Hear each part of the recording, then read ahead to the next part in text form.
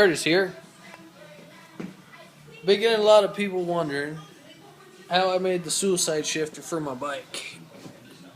So I'm going to make a little video just kind of explaining how you can make a suicide shifter for your bike too. Realistically, it don't cost a lot of money the way I've done it.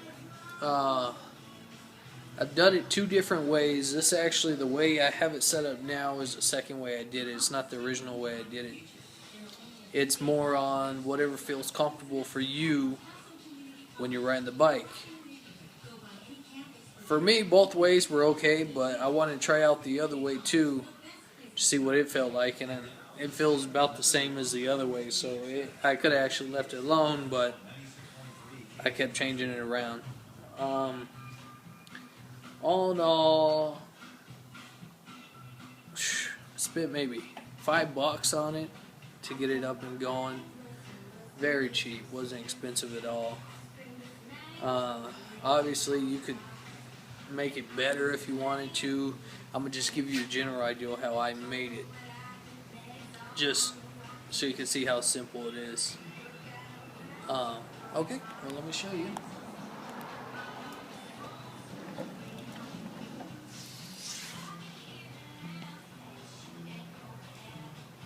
Now you see here how I have it rigged up. This is actually the original clutch that was on the handlebars. Same clutch cable, everything. See, all I did was rerouted it, took it off the handlebars, took it off of here. And how I ended up installing this was I cut it. This is where it would loop around your handlebars. I cut it, drilled 2 holes, ran 2 holes into the bar. This is just a solid piece of bar.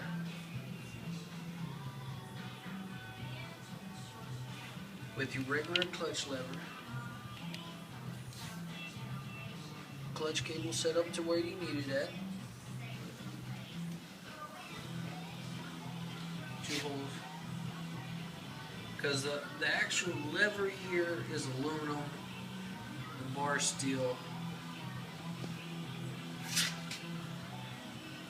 That's why I had to end up bolting it on.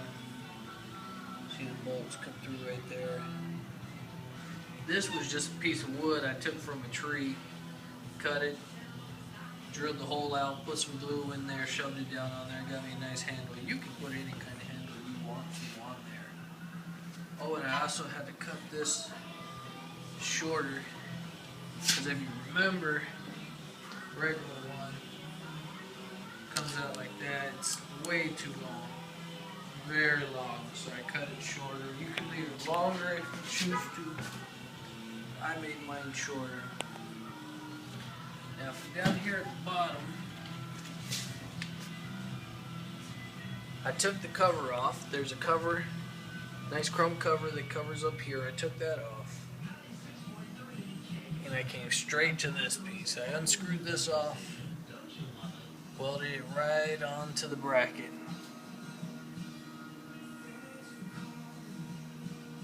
Obviously this, you're going to have to bend your bar, because if you don't bend your bar, it's going to hit your tank. You could always make it shorter, make it not so high, make it right here to shift. It's whatever's comfortable to you. I wanted it higher, so I just bent the bar. Heated the bar up, bent it out a little bit. And that's the second way I did it. The actual first way I did it was another cool idea. To me, I think it was a cool idea. Same setup all here. It was the same bar, everything. I still did the same clutch lever, same stick, everything. This was the exact same setup, but I had this bar up here in the front.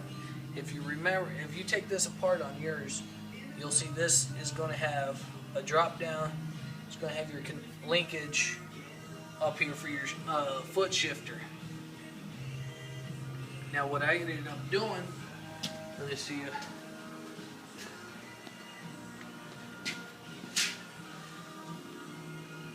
Now it looks pretty much just like this, so the other one had the linkage What I ended up doing was coming and cutting this off, your actual foot shifter, and welding the rod off of here. So it still swivels with it. It will swivel and you got your shifter. And the shifter would be up here. That's another good way to do it. I didn't have no issues with it at all.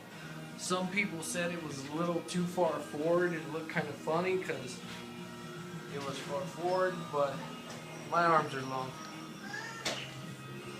But that's it.